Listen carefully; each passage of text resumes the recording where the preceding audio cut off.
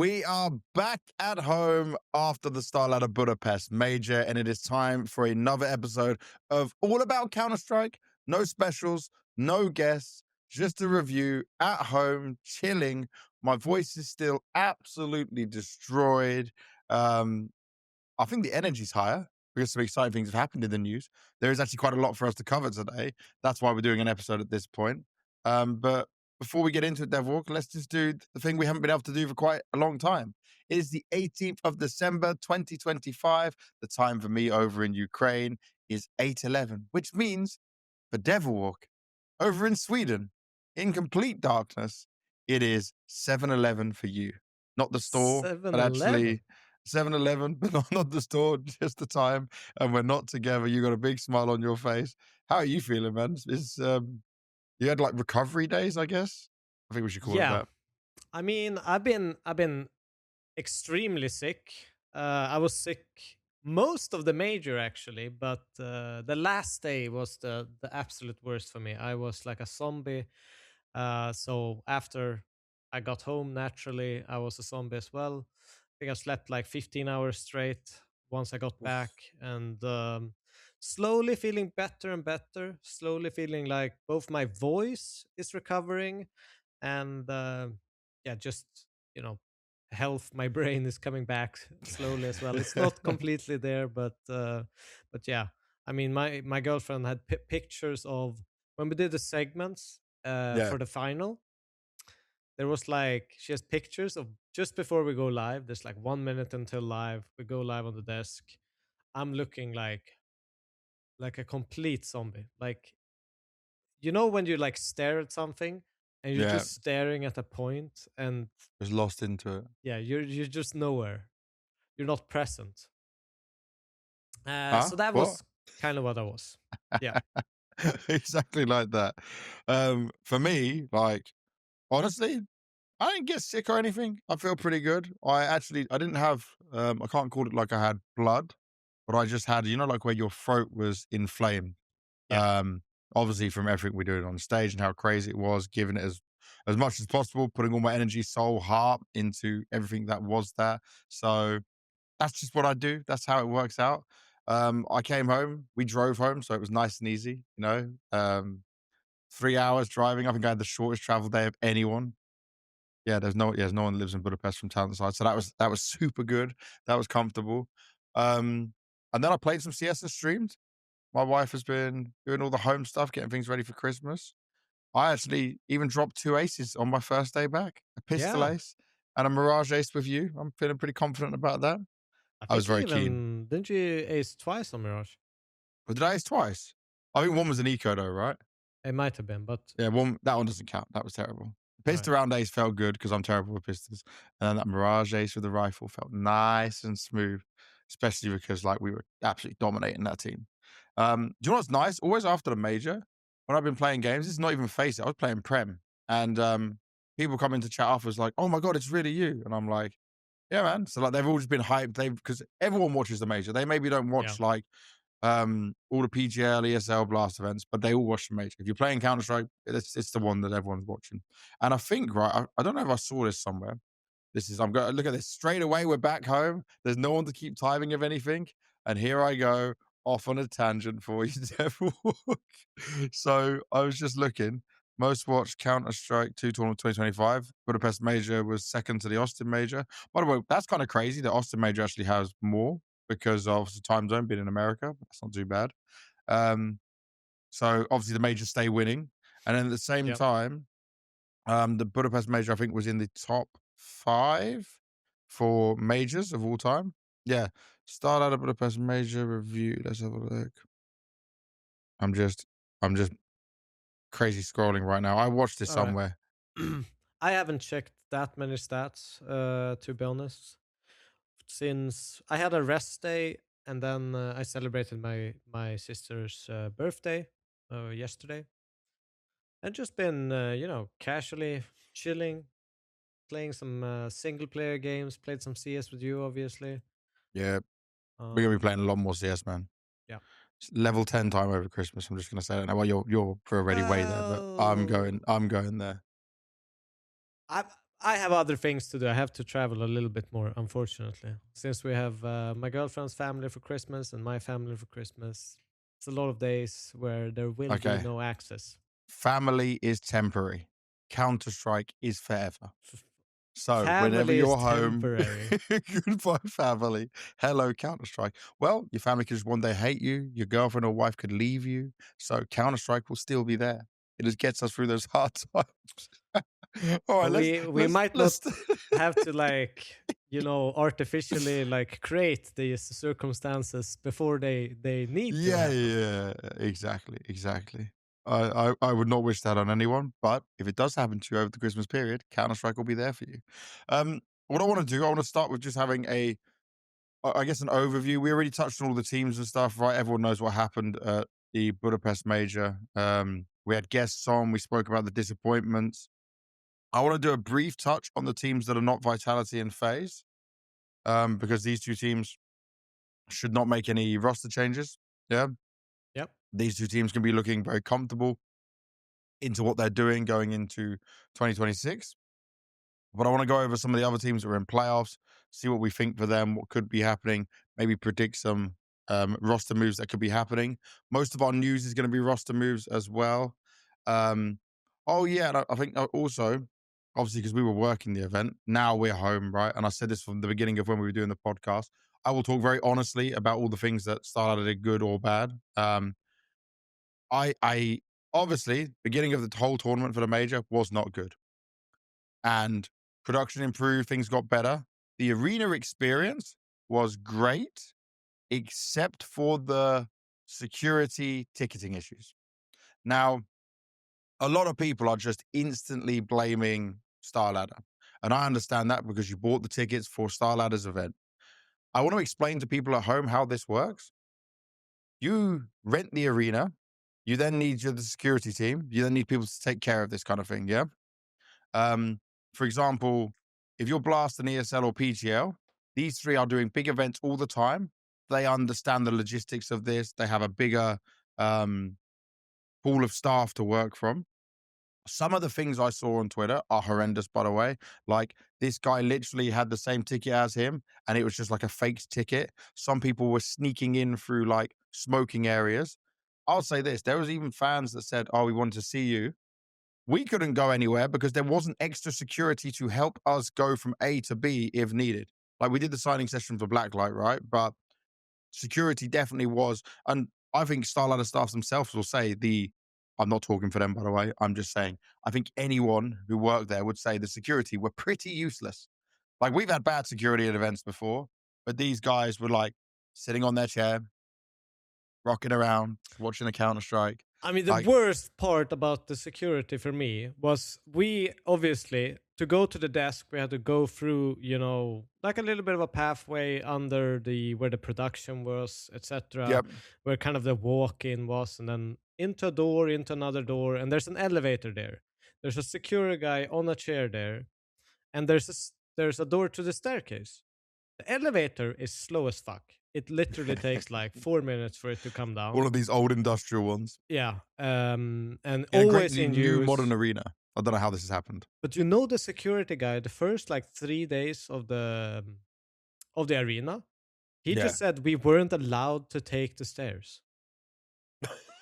And we're sitting there like, well, What do you mean? Why? What if you want to be healthy? so what, like, why can't we do that? He's like, nope. So, but we're working the broadcast. We need to get up there quickly, Like, Yeah. otherwise, you might miss like 4 of the last rounds. Like, if you're just waiting for an elevator to drop. But in the end, we just said, "Fuck it, we don't care. We need to get to the desk now, and we just went to the staircase anyways. But in the beginning, questionable why we weren't allowed to just take the stairs Yep. to get to our desk. So that's my story about security.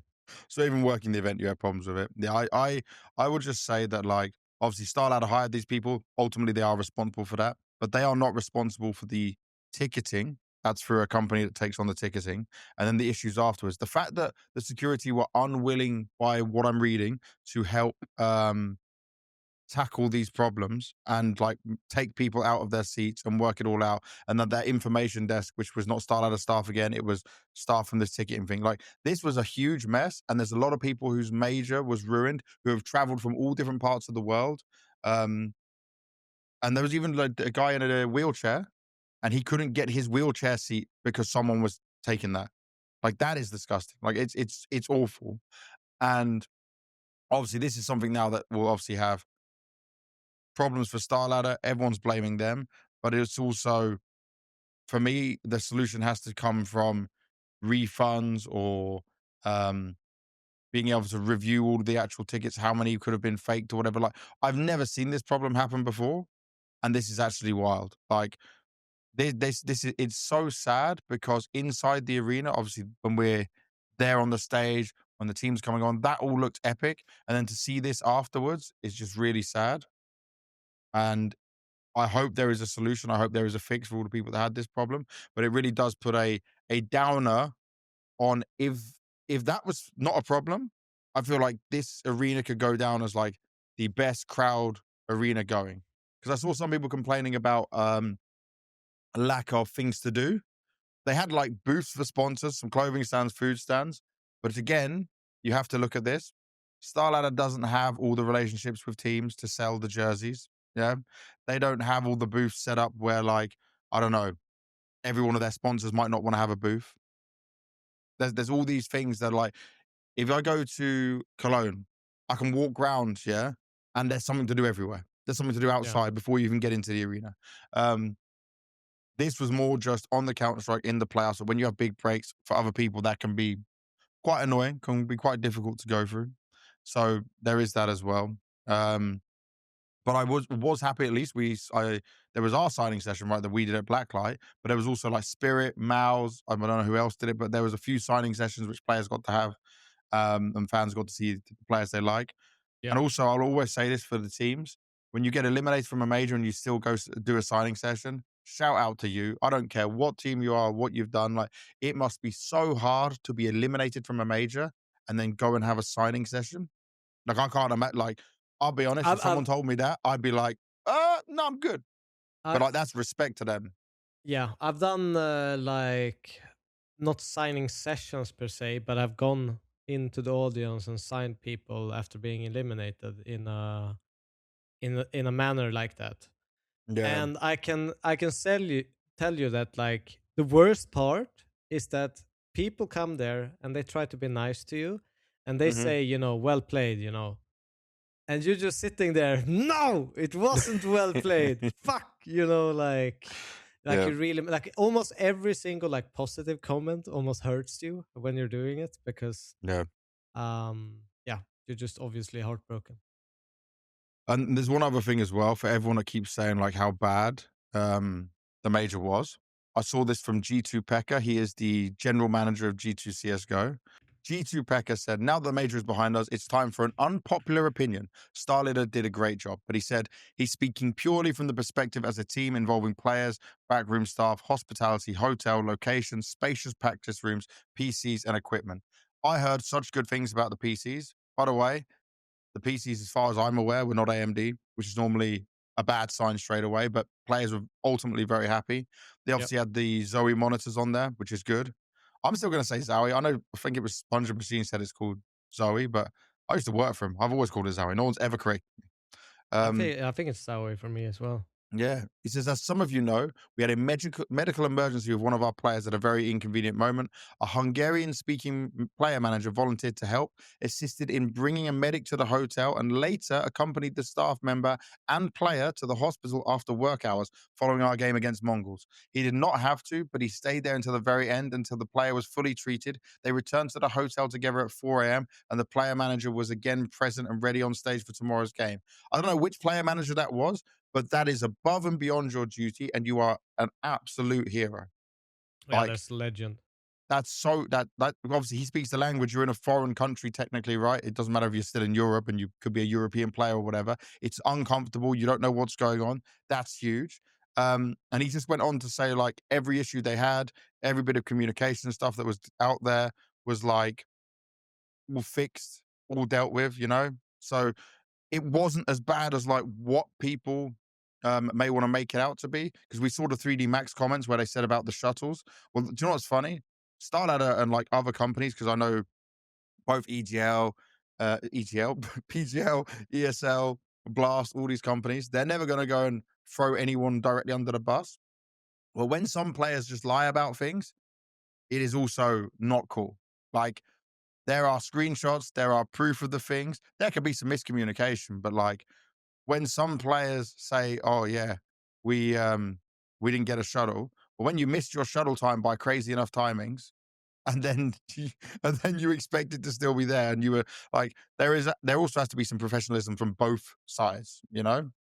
Yeah. Um, so I also saw the guy from Archie, he's the CEO of Bait Esports. He was very positive about it. So I think this whole negativity around the major as a whole, like, I guess for us as talent, you obviously don't do as many events, but my expectations for StarLadder was that this was going to be an uphill battle, and this was going to be very hard for them to do because you've been out of CS for so long. So much has changed since you've done it.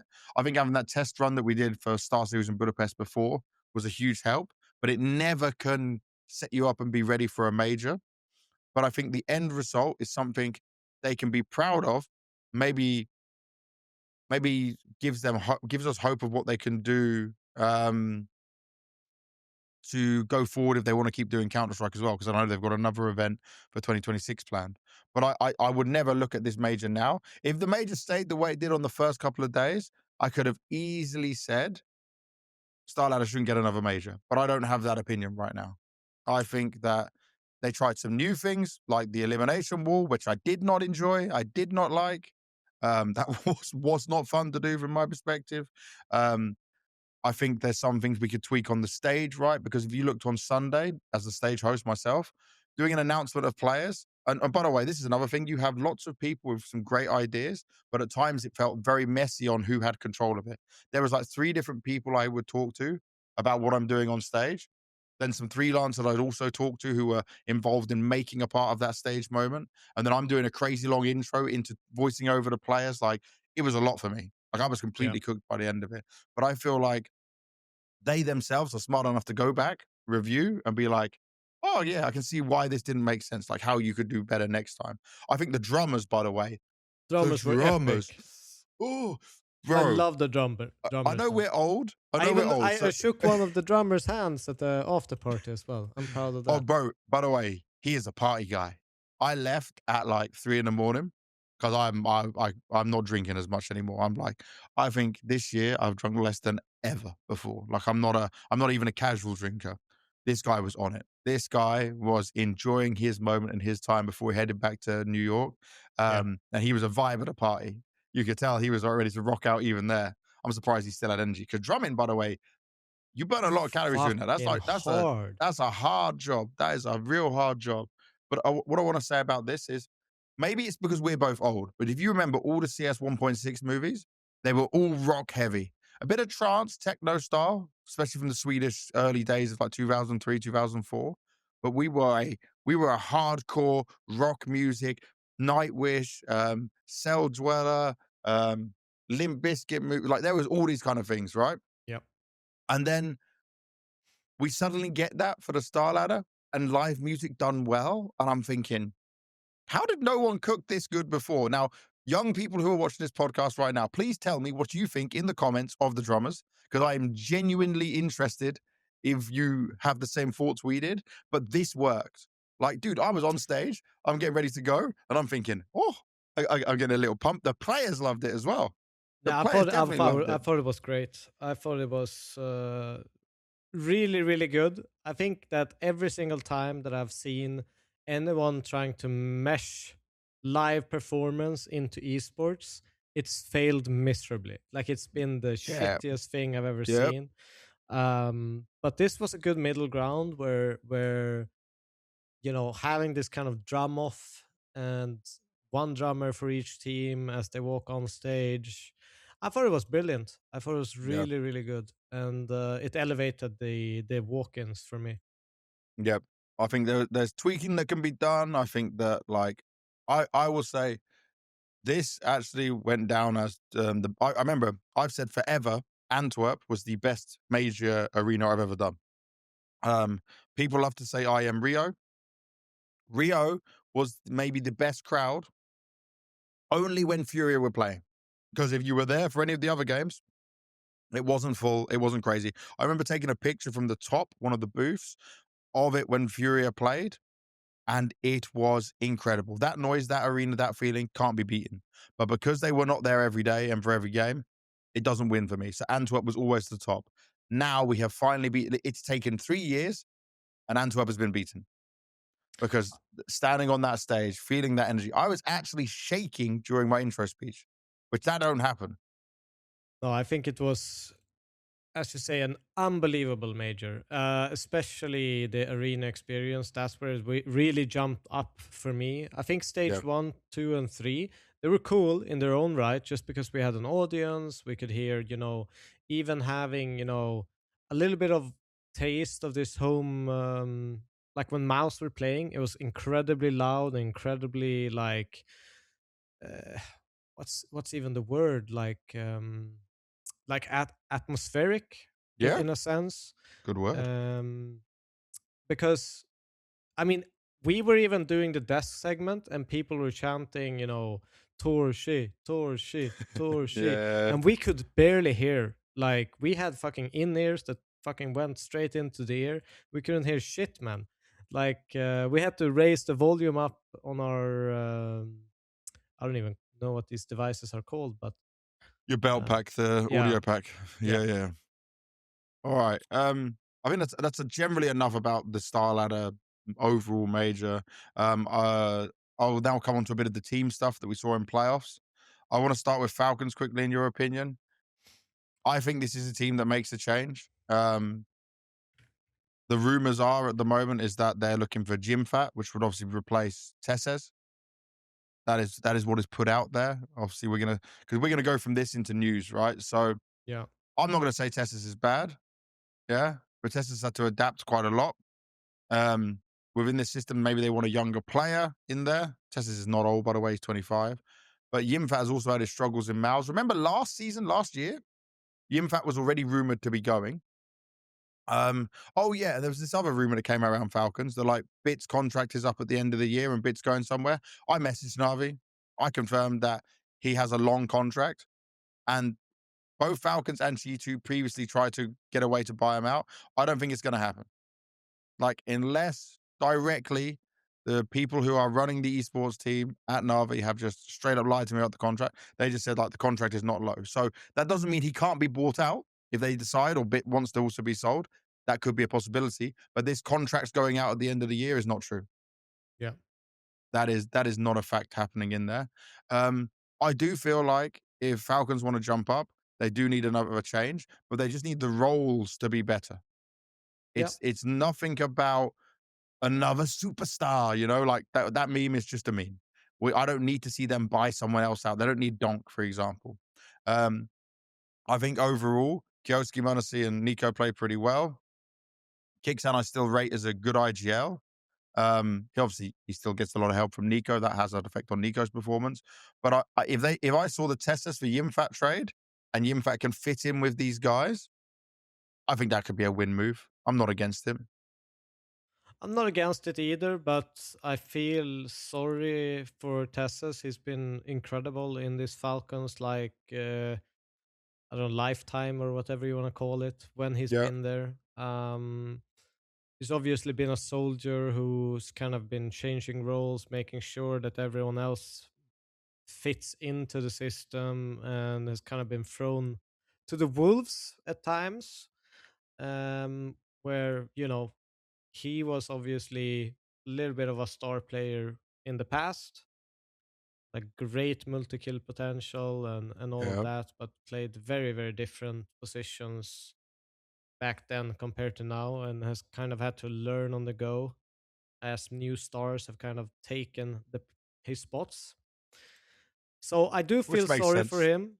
I do feel sorry for him. I don't think that he's at fault for Falcons not, getting to the point where they probably have set their goals. But, you know, I think at this moment, I think it was even Kassad who wrote a tweet like probably close to approximately $20 million. How many tournaments they've attended? I can't remember what number was, but I'm just gonna throw Yeah, something out there like 36, one trophy. yeah, yeah. It's painful, and this And started a long time ago. yeah, I'll say this right for last thing on Falcons. If they get Jimpphat, it doesn't fix everything. It's going to be how they gel together as a team. I also do not like that the organization puts so much focus and pressure on the majors for a team that has players who do struggle under these circumstances. You can have all the best performance coaches and physiotherapists and like the full team that Falcons had with them. Yeah. There also needs to be a change in mentality around it as well. Because yes, we know the major is a focus. It's the focus for every team. Everyone loves it. But as the org's putting more pressure on you for that, and you've got the big buyout and all this money being thrown in, yeah. Let's try and take some of that pressure off them so they can focus on what they do best, you know? I agree on that, but at the same time, no matter how you try to bend things, if you put that much money into things, into, buying out the best players from different teams and organizations who obviously has fans because they Yep. were playing in that team, um, you create a lot of hate watchers. You create a lot of people who apply that extra pressure on them, which I'm pretty certain you can't change until you win a couple of trophies and make people shut up. Like you just have to deal with it at this point. If you're gonna create a super team, this kind of comes with the territory. I'll give you an overall thing of my thoughts right now on Falcons. They are chasing this thing of being like a Vitality or an Astralis. I don't think that will ever happen for this team. I don't think they will ever sit as let's say ever, because they could just buy, I don't know, Donk, for example. Yeah, they could buy another one. They could go really wild. I don't think that's going to happen either. But I don't think in 2026 or 2027 we will see Falcons in a position where they can win 7 trophies, 2 majors back to back, No, no, no. I because don't it's think not so it's either. not gelling in the same way. It's not. Yeah, it's like that's they can win some trophies. They can win a major. Might be very hard for them to win a major, but I don't think they're going to go off on this craziness. But I mean, Um, they don't give the lineups enough time. yeah, That's I mean, as always. Like, it's look at this. The sad. GMing from Vitality is so good, and then the GMing from Falcons with all the money spent. I remember, just to remind everyone again, Vitality didn't pay for Flamesy, ropz, and they played a very small amount for Zobu. It's all there. Let's go from here to the MongolZ though, because obviously, I forget that member of the Mouz organization hated that I asked MongolZ. Like he said, how dare I ask the MongolZ if they'll continue with controllers next year in an exit interview? Sorry, they were fine with it. Techno said the perfect way because he was PR trained and gave a good answer. That's pretty stellar of him. Will they keep controllers or not? That's the question. Controllers showed that he can play well and plays well in this system. I think they continue with him next year unless Senzu comes back. Unless Senzu comes back. But I also, think if you're MongolZ, do you want to risk taking Senzu back and then he has again a bit of burnout? Like, I think they probably keep controllers until the end of the year. I don't think that if you have real burnout, you will mhm, have these moments where you think everything is fine until pressure is applied to you and you break down, right? So it doesn't go away in just a few months. yeah, I think it takes way longer than that. So I would foresee him at least being there until the summer, and okay, maybe that's where they kind of collect their thoughts, see what kind of results they have. Is this something we want to continue with? yeah, I'm down with that. I'm not against that. MongolZ doesn't really need too much else talking on. I think this was a good performance to get to playoffs. Happy Yep. days for them. Mouz. Now, my favorite team as in players, my least, no, I can't say my least favorite team for management. Wildcard will still take that spot. But not a fan of Mao's staff and their stupid direction of trying to control interviews and control narratives. Like, that is not fine. That's not what you get to do here. I'm sorry, guys. But it's still a sport. Questions will be asked that you might not like. Um, Mouz's year can be seen as a success if you're a team that's not looking to win trophies. Mouz are looking to win trophies. They had Cluj-Napoca as their only trophy. Not one of the biggest events, by the way, but it was still a win. Brolan, your Swedish IGL, I feel like there is a chance where maybe you can look at a position they might change him for. Do you know, I had this opinion in my mind because if Jimpphat was staying, yeah, you remove Brolan, you put Exertion as IGL, and then you bring PR back. That is something I could cook with if I'm thinking that way. But if Jimpphat's going as well, you don't want to change too many. Then maybe Brolan stays and then just PR comes in and you have to switch up roles. You know, people have to move around. Yeah. I Oh, just have but a problem seeing how you upgrade the lineup in general. Like, let's say Jimpphat leaves. yeah. What the hell are they going to? Well, that's what I'm saying. Like Jimpphat leaving, right? For me, we spoke about this already. The information I heard, and I have confirmed it with some good sources, is that there is a buyback clause, like because it's a loan technically from Mouz. They did this already with Shuhei to GamerLegion, yeah, and they brought him back to the team. They can do this with PR. So PR right now is one of the hottest prospects who's stuck on GamerLegion. GamerLegion is already going through changes. ZTR's out, you know, Snax has come in. We'll talk about that later in the episode. PR to the main Mouz roster.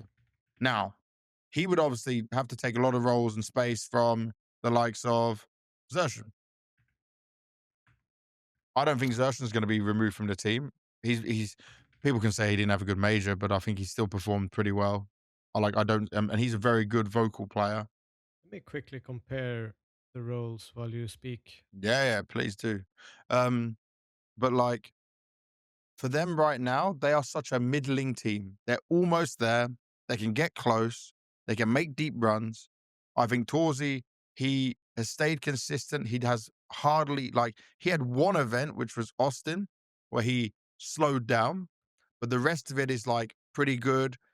1.11, 1.13. It's only this end part of the year where things started to slow down.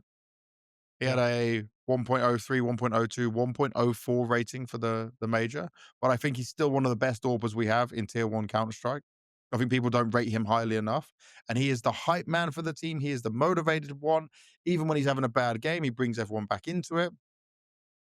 But adding PR doesn't solve problems, but it will bring some new energy in, and it will bring maybe a sharper mind, if not mind, so a sharper aim if they use him correctly and set him up correctly. So how's this comparison looking? I'm trying to work out this website from Nero. I can't find the GamerLegion. See, I just say it off the top of my mind, knowing that I'm not an analyst, and I'm just trying to remember how it looks. No, but I understand that, but sometimes it can be, a little, Misleading. yeah. I don't want But to do that. for example, so you want Surgeon, obviously, like on CT, he is middle, he's CT does two, like a rotation spot. He Yep. is B aggression on Inferno, A connector on Mirage, outside nuke, B short overpass, aggressive, and pop dog on CT train, which is like front yard. Mm-hmm. Um, but I will have to go on Skybox if I want to see PR quickly. Okay. But the problem is, Jimpphat is an anchor. Yeah. Now, Yeah. replacing an anchor in a team, especially a high contributing anchor like Jimpphat, who's Mm-hmm. probably stats wise their third best player, maybe, but they're very, very close to each other Yep. in terms of stats, is a problem. Because you're going to get, like, if you put a replacement in, a lot of anchors in the world is probably hovering around 1 rating or even minus in rating to some degree on some maps. And it's going to make your team way worse. Like, that Yeah. stat line is going to make your team way worse because he's such a high performing anchor. One of the most high performing anchors in the world, I think. Uh, I can't really Y- think of people who are more. Jimpphat doesn't have too many low ratings. Like last open London, 0.95. Katowice, when they bombed out 13th to 16th, was low. Obviously, the whole team was low. Yeah, But like in 2025, he's had 2 bad ratings. You could say bad, but he's still an anchor. In general, he is performing incredibly well from these positions. He's one of the best for the year. yeah. So PR has a little bit different roles. It's more of the short rifle on Dust 2 Mhm. because their upper is more towards middle than like a team like Falcons who have MongolZ towards short all the time. So he has very active roles like Surgeon, but Yep. some seem to be very different. And on Uh, T side? CT side, for example, he is B banana, the aggressive would be the same. If you look Yep. at T side there, this actually seems to be more, yeah, he's second mid player on T side Inferno. Ooh. So there Okay. are some things might fit better than you think. Interesting. Yeah, So they could cook. They could make it work. good cook. But this is just a rumor I'd heard and the option that Mouz can have, right? Yeah, So I don't think Jimpphat already last year was rumored to be going from the team. After this year, if other big teams have come knocking, and also by the way, I'm not sure in terms of salaries for Mouz and what it looks like for them, but it's never a team I hear when I'm talking to them about or being the most paid players or having the highest salaries or stuff. So someone comes in with a good offer, it can certainly be interesting. And Falcons is definitely right now a more interesting project probably to him than it would be of where Mouz is right now. But also, Jimpphat's finished. He could change his mind at any point. he could he could fly a crazy one out there, you know? There yeah, is but a I think it's a good move for him personally yep, because I mean I don't think Mouse may necessarily falling apart, but at some point when you're that close and you're that and it close can't for make it that work. long, I think everyone in the team eventually is just gonna feel like we need a change. We need to make Mhm. something happen because you can't go into a tournament with a feeling that you can win it every single time and never do. No, definitely not. All right, from Mouse, because I want to get through the rest of these teams. Furia, no changes. I was No worried when I did changes. the exit interview that Fallen might retire then, but he didn't win the major, and I think he's a smart enough guy that he wants to try and retire on top. Um, This obviously was not the performance they wanted to end the year with. I still think they are one of the biggest threats as a team going into 2026. I will also say this. I hear this so many times. Oh, we're a family. Oh, we play like a family. This is the one team. I was in the practice room of Furia after one of their games. It was after they qualified 3-0. Um, was it 3-0? Did they qualify 3-0 even? Yeah, they qualified 3-0 Yep. in the first stage. Yeah. Um, when they qualified 3-0, I was in their practice room, and this is a family. Even down to the management and Gary being there. Like many teams can tell us that they are a family. Big Clan, for example, which was never a family. This is 100% a family of people who are going the right way. We heard what Fallen did for Molodoy in coming to the boot camp, even though he didn't need to. They could have just stayed online, right? Going the extra step, believing in this young player and all of that. So I got nothing bad to say about Furia. It was not the major end they wanted, um, but the pressure is the highest at the major. Yeah. Still one of the best teams in the world. 100%. I think, Molodoy obviously had a stinker kind of last showing against Navi, but I think all in all, this is an experience that I called it on desk as Hmm. almost you can turn it into a positive trauma to some sense, where obviously disappointing for himself and everyone, but having this experience this young, I think can be very very valuable Yep. to kind of stay humble, understand that you have to go in with the right mentality and attitude compared towards every game. Yep. And I think for him as well, finding that reset button a little bit quicker in these like very very high pressure situations can be something to think about for him as an individual. But no doubt in my mind that him as a player will be able to identify when he has A game, B game, C game in the future and be able to adjust in these games. So yeah, it wasn't their game. It was also a very well playing Navi, a Navi that in my mind probably played their best series in the entire year against Furia. Yeah. So it's incredible amounts of prep work. Hmm. It's also a lesson in terms of that, like how do you deal with prep work? They're so specific in what they do, Navi, in their prep work, and they know Yep. everything. Can you change some of your own patterns as a player up, or do you get mind fucked and get out of your comfort zone? Because that's what happened to Furia. They got out of their comfort zone because of the amount of prep Navi had. Yep. Yep.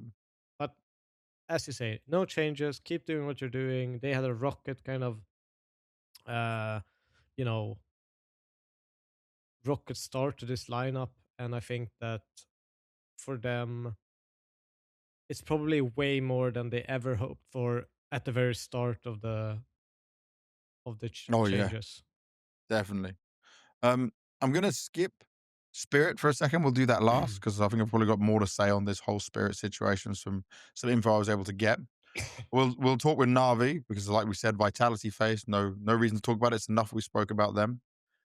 This Navi and even Blade himself said he's very happy with this performance. Right, top 4 at a major. Should have been in the grand finals.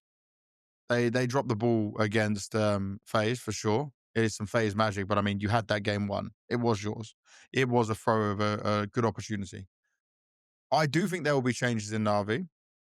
I saw some people saying that like, oh, it could be Alexi. I don't think it'll be Alexi. And if he has the same contract, I don't know, by the way. If he has the same contract like JL, it means he's still contracted. If they signed JL, Ima, Alexi on the same contracts as each other, all of their contracts will be up at the end of next year, 2026, right? Yeah. Alexi, I wouldn't change. Wonderful. Played his best major ever. I didn't look at the stats of that. I'm just like I'm on pretty an eye sure it test. was. On an eye test, he played his best major ever. Let me just check. I'm going to look down this. We're going to choose majors. Yeah, best major ever. Not even close. Best major ever. So, Wonderful's in a good position. Now, one thing that worries me is Wonderful worked with Ursula, their performance coach, psychologist, whatever you want to call him, helped with his mentor. Wonderful took it into his own hands for people who didn't know that he went and found his own mental coach as well. Yeah. He saw this as a reason, something he needs to fix. Yep. Also, if you are an all put on Navi, we did the All About Wonderful podcast episode. You're not getting the opportunity to make as many plays as when like Simple was there who could do what he wanted. It is different now. Yeah. Sometimes a lot more supportive. Now, Bit I need to have a conversation with because what I saw, and for people to know, I saw this in our green room. We have the screen that shows the game that you guys are watching. Then we have down below the cameras, all 10 player cameras. I can watch, I can see like a little square of their camera and I can look at it. We have a coach camera as well. And a coach camera, yeah, but the coach is moving around like all over the place. But we can see the reactions the whole time. That's something I've always asked for, and a lot of TOs have now given it to us, and it's a huge help for me. Bid is a problem. Bid is not like he can be the golden boy of Navi all you want, but I saw 4 players happy enough, going through it, believing each other, not mentally breaking. They can be frustrated. They can still like, but it's not nowhere near as bad as what it was for the rest of this year. Nowhere near was it affecting players. But Bit at that grand final, I think they were 10-2, not grand final, sorry, of that when was it 10? They were 10-2 up against Furia, right? Oh, you mean the quarter? Quarter, yeah. Let me check. It was either Furia or FaZe, both begin with F. Well, they were 10-3 up. 10. Well, okay, but they were 10-2 at the half up on train, right? They ended up winning 13-3. And I was still seeing a bit frustrated and not happy. And it might just be his character. Yeah. But when I looked at that, I thought, okay, let me watch a little bit more, like a little bit more detail on him. Throughout the FaZe game, I know he was having a rough map against FaZe, but at times he looked checked out. Now, I could be reading too much into it, but he did drop a 0.91 rating. This is normally a player who can be a star within this team, even when playing very hard roles. And he is god tier at this. And you think, right, they played Inferno last map. That is a bit specialist map. You think of all the good things you would usually see from Bit there. Yeah. I'm not going to blame him for this loss because it's not only one players. But I just wonder if he could go to the same level to fix his mentality, to fix his mindset, like Wonderful did, what that could unlock. Because we always go in this circle of Counter-Strike, skills, shooting, vibes, all this stuff. But the vibe was obviously so important to that Navi that did so well in 2024. And right now, if Wonderful has fixed his stuff, why can't we get that from Bid as well? You know, the he was part of that Navi 2021 roster, which obviously being a very CIS team, they would talk about things, and I've always said this, that doesn't work for a lot of European players. You know, Yeah. they can't take that kind of direct criticism, and that kind of communication. But if Bit could just fix this little bit, that could have been the difference maker in some games that are closer. Now, we already touched on the fact that I don't think these rumors, I spoke to Navi, I don't think these rumors are true. Can I jump in on the Bit Yeah, thing? please. So, if we look at just this is stage 2 Navi, right? Yep. Bit was the, I think, second best rated player of the entire stage. He Yep. had a 156 rating, 188 KD. Obviously, Wonderful was the best performing player. And we go to this is stage 3 plus playoff, right? So it's not only a playoff game. Bit was the fourth best in Navi, if you wanna be positive about it. Yeah. Only on 5, but he had a 1-0 rating. This is 13 maps in stage 3 and playoff, 1 rating. Only worse by stats is obviously Alexi, but he wasn't far behind. He has a 0.92. And considering that Bit, I mean, to me, normally is at least like on the very top of high performance in this Navi, or has been historically. Yeah. It's a big drop off because, I mean, you've talked about it. You even hyped up about it. Playoff Bit. Playoff Bit. Mhm. Where did he go? Where did we didn't Yeah. see playoff Bit. We didn't see. I saw kind of a shaky player, to be honest. I thought, especially when I noticed things were shaky for me, was Inferno. I felt like sometimes he just way overcommitted on the short side. I think he died like a couple of times in a row where he was kind of solo aggressor when I And felt pushing like he apartment could have. sometimes, right? And like not holding back. Like you would normally see, like his defense was normally so strong, playing from pit, playing Yeah, from the wall. I rarely saw him play from that position where he normally, can get 3-4K on a solo defense. And instead, Yeah. maybe it was frustration, maybe it was something else that he couldn't keep his mind in check. But it felt like I watched a different player. Yeah. Than I normally would see, like even at, Star Series we did earlier in the year, Star Series Budapest, where he was obviously amazing, did highlights after highlights, and it was from that pit position. And it was over the car where he can drop into headshot. It was from sight, but I rarely, see him being a solo aggressor into middle on Inferno, which is a huge risk, by the way. You lose that guy. The strength of A site is just people don't know where you are. And yeah, it felt like he wasn't playing like himself. That's what I've read into it. Yeah, and obviously, I will say this quite openly. Bit is the person I speak with the least of Navi players, right? So maybe he could have something personal going on. Yeah, there could be something else outside affecting him. This is a real life scenario. Yeah, anything can happen like that. Um, but I was already hyped up, saying, okay, it doesn't matter what his usual performances are. Playoffs is where he thrives, and then for him not to deliver, it was something off, and just what I was seeing on cameras paints me to believe that like something wasn't sitting right. And even by the way, Imo is trying to hype up everyone on the team. Makazi's in a good mood. Alexi, like he calls strong. I'm not gonna say he's like bringing the hype for everyone, but he's not the vibes leader as such, but he's a real captain, to spur you Yeah. on. And I felt like if Wonderful's now fixed himself, then all they needed was this little extra like belief or this knowledge of it. Um, but it's going to be interesting. I don't think Bit will be the one that changes, but I feel like Navi will make one change during this roster move, and it might be one we don't expect. I will try to get more information for later on. As of right now, everyone's chilling. Everyone's on their holiday times. Um, but Wonderful's a massive positive. Makazi, by the way, EVP, hugely Yeah. positive. Our little Kosovo man is, by the way, I'll say this thing. What was so lovely for Makazi was he was doing this on a major stage when Flatro, Zoshi, GXX are in the crowd watching him. He Yeah. has surpassed all of them, yeah, who literally, Pimp said it best, Bad News Eagles walked so Makazi could run. Go Like he fly. is an fly. Yeah, fly. Sorry. So It's better Makazi in the can fly. analogy. Yeah, yeah, very good. I was trying to remember the exact quote.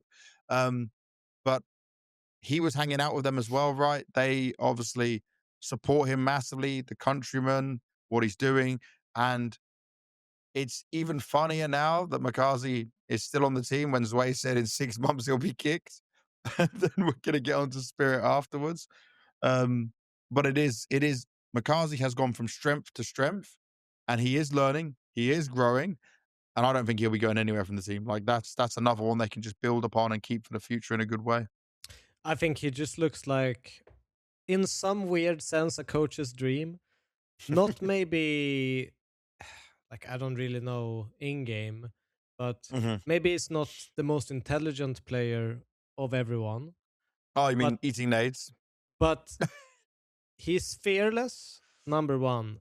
Yeah, Incredible attribute to have in Counter Strike, because when you need someone to do something, they just need to do it the way you tell them to do it. And he is, excellent at that. Seems like a problemless individual to have in a team, in what seemed to have been a pretty problematic team for an entire yeah, year. So probably a breath of fresh air for someone like Blade, to have there. Bring good vibes.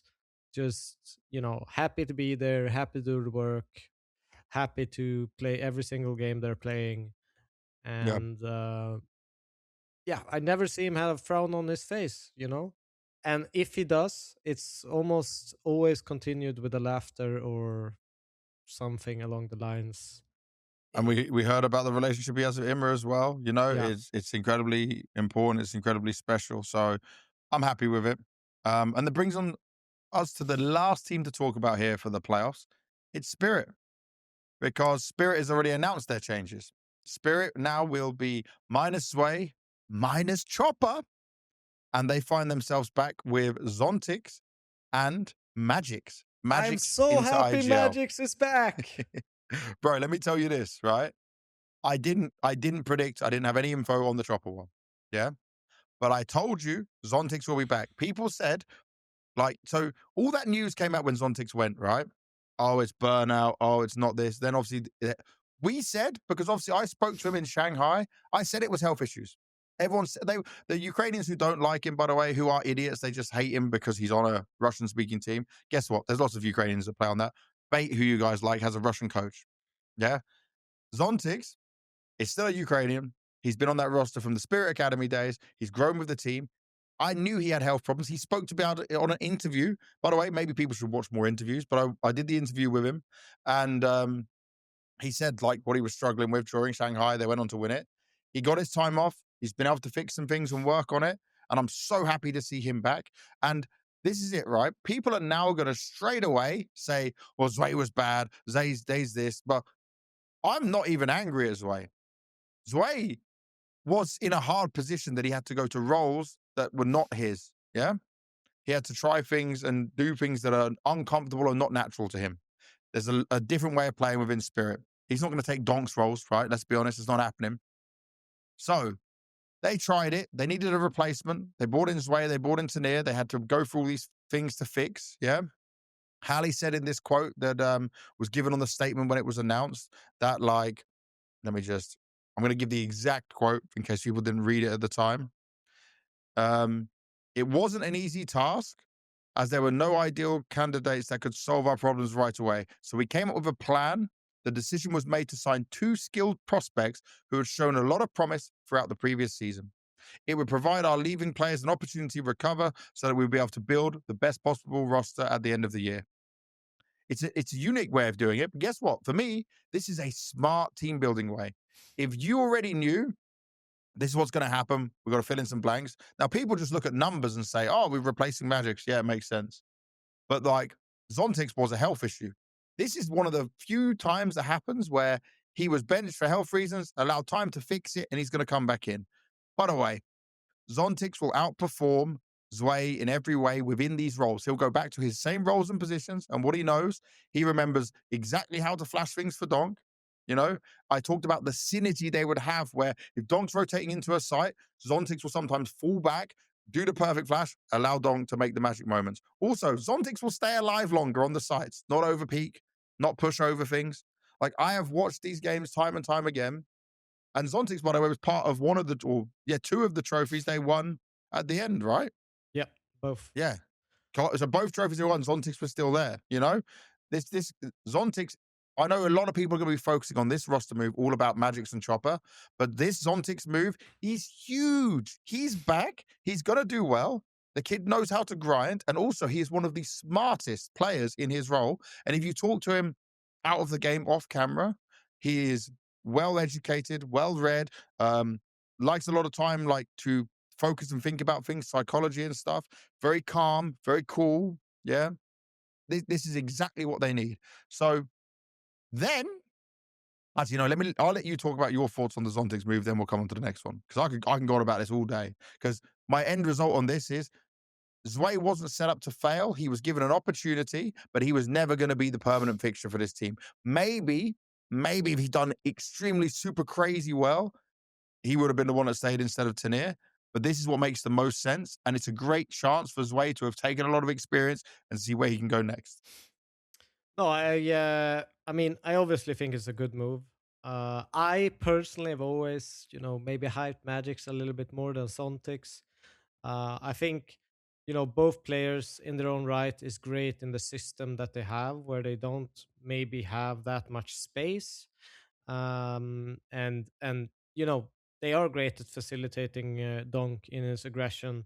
They are good at closing rounds, something that they lacked with zweih and Tanir in the same roles. And it's a win condition for Spirit. They need a lot of closers because Donk is going to open things up for you. Donk is going to make it relatively easy for you to close rounds, and I think we could probably see frustrations in Donk because the lack of closers, especially in this major. Yeah. But Zontix, he's always been great. I more want to talk about magixx. I think that God, you start on magixx then, because I've done my Zontix slow, and I got a lot of opinions on this next one as well. I mean, I heard even before this happened that magixx would never come back to Spirit if he played the same roles. Yeah, of course. Yeah. Now he such a good Technically bait, not the though. same role. Technically not the same Such role. a good bait. No, but I think this is obviously part because I think he's instrumental for Donk.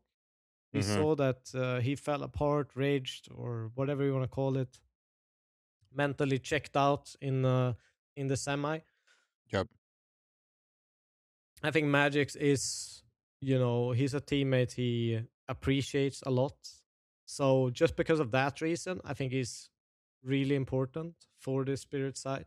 I also think for me, magixx has always been one of the most smart players that I've seen, because we've played them a lot in various different teams, like even back in I think No Chance days, we played them a lot.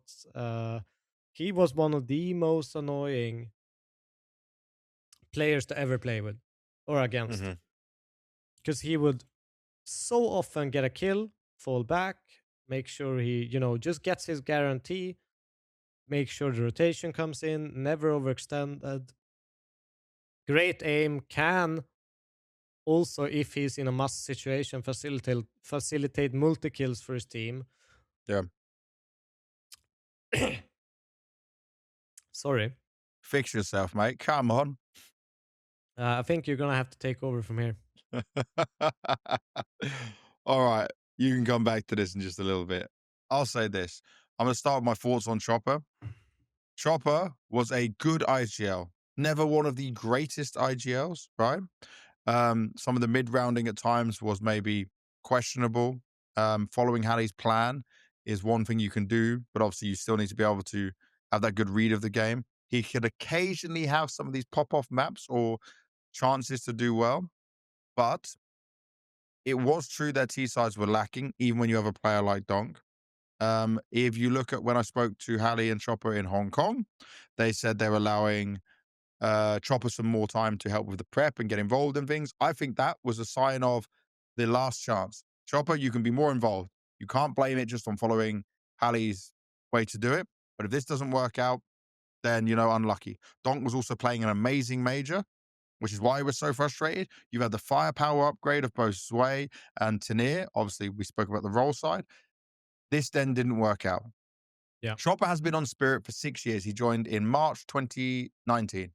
He played through the COVID. He lifted their first trophies. He took them to, before Donk, by the way, took them to major playoffs with Dexter, Patsy on the team. Like, he's done the work. And Hallie has a huge amount of respect for him. What did Hallie say at the end of this? He said, "Throughout all these years, you have become my closest teammate. Our tandem has brought us so many emotions, and I'm truly grateful to you for the wonderful time we spent on the team. I wish you happiness and let all your dreams come true." 6 years is very good for Chopper to be within this team. Yeah. And remember, Hallie came in 2022. So there was even a time where Chopper was without him. A lot has changed throughout there. 6 years is a good run, but if I'm looking at this, they play by Hallie's playbook, his system. Yeah? Hallie is the decision maker here. You want to make Donk happy. magixx improves the vibes. I'm not saying everyone can be an IGL, but magixx, I feel like, will perform to the same level, not that much worse, being IGL, because you're going to get the game plans given to you. You're going to know what you're expected and supposed to do. You already know what Hallie wants. You've been on the team. You've been through this whole set of experiences, tournament wins, It might be hard for him in some aspects, but I feel like he will perform better than Chopper does on an individual level while doing this. He might struggle a bit more with the mid rounds at the beginning. It might be a small drop off. But when you've got basically Tanir, Donk, Zero, and Zontex, who will all know what to do and how to play in their roles, and then you now just IGL throughout this, I see this only as a positive, plus the improvement on the vibes that we're talking about. And I know I'm the vibes guy, and I know I always come back to this, but I will say, we'll show this picture at this time on the podcast. Let's show this picture of when they won in Astana, and magixx was happy. They won. Donk wasn't happy even though they won because he didn't expect them to drop a map or even struggle against Astralis. And then magixx dropped all the golden stuff. Donk smiling at the end because magixx knows what to do with the young little tilter. And they have a close relationship. They are friends. This is, I said this before on the podcast, Zontex, Donk, magixx were always the three together in the practice room spending all that time. Yep. Now, imagine that's your IGL now doing it, and he's putting that same time and then sitting there, everyone. This is great for the team. This is very positive. I'm a Boris believer. Yep, bro, I don't think they are going to drop off. I don't think maybe they'll hit the ground running and win everything. It's a blast bounty. They did win both last year, so maybe they do it again. But I do think that they're not. This isn't going to be some like boom, boom, like up and down, crazy performance struggling. I think this is so strong. And this is now, if anything isn't maybe working too well, you've still got zweih on the bench. Yeah. So he can maybe come in at some point. Like they're in a position where they are set up so nicely for 2026. And this is smart management from Hallie and whoever else is involved. As far as I'm aware, it's only Hallie. Yeah. Um, I'm but a people have to, believer. but a Boris believer. And also, magixx has been grinding. He's been non-stop playing Face It, chilling, streaming, I saw keeping himself his active. ridiculous Deagle Ace on Yeah, you. the Deagle one on Nuke. So you know what? If he's still dropping guns to Donk, but he's IGLing as well, and then hitting with the Deagles all the time, why not? Why the hell not? It also makes their team like incredibly young. You know, Yeah. Shiro and Tenir will be the oldest players in the team at 24. How old is Uh, magixx? 22. Oh, damn. I just think because we've seen magixx for so long that, like, when did he join? He joined I think Spirit he was 2019. 16. He was Yeah, 16. yeah. He joined when he was so young. But yeah, I think magixx from the outside, I don't know exactly how he's, you know, inside the game and everything, but he seems like someone that can definitely take over the IGL part. He's chill, he's calm, he Yep. is, you know, obviously maybe not the angriest at times at people, but I think that that's kind of going to be like a growth thing for him. I think Hallie is probably going to be the one that has to do that at times, but yeah, it just seemed like Chopper maybe in football term lost the dressing room at the end there because Yeah. of Donk's frustration. But I'm incredibly excited for this team. I think this is a team that can challenge the Vitalities, that can challenge the Furias, Yep. and it's shaping up to be a really fucking good year in 2026. Definitely. All right. Well, that's it through the major teams and the roster moves and stuff, you know, from our playoffs. We can get into the rest of the news as well. Is there any final thoughts you have or anything you want to say on the major? Or you want to just leave it there?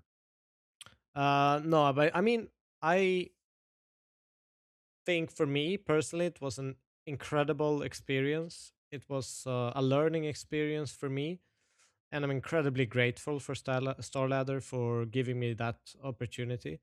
Um, I think, you know, obviously some people maybe criticized me for being there, and I think you're all in your right to do so.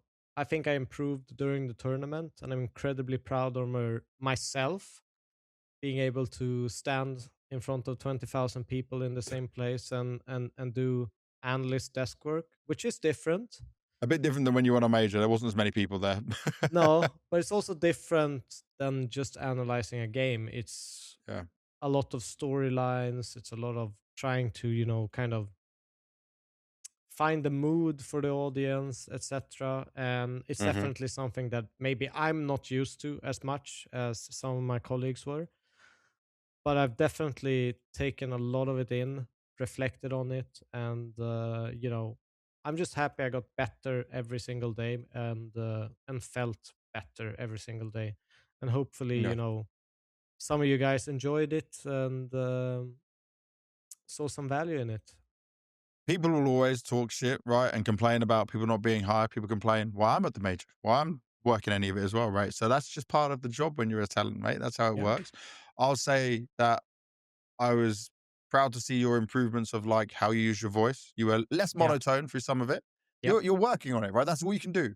Like I don't know if people remember the first segments Maui ever done. He was very monotone. He didn't have this great way of talking, even though he's American and it's his first language. Well, English is not American. You know, we made the language, but you know, just insult all the Americans while I'm here.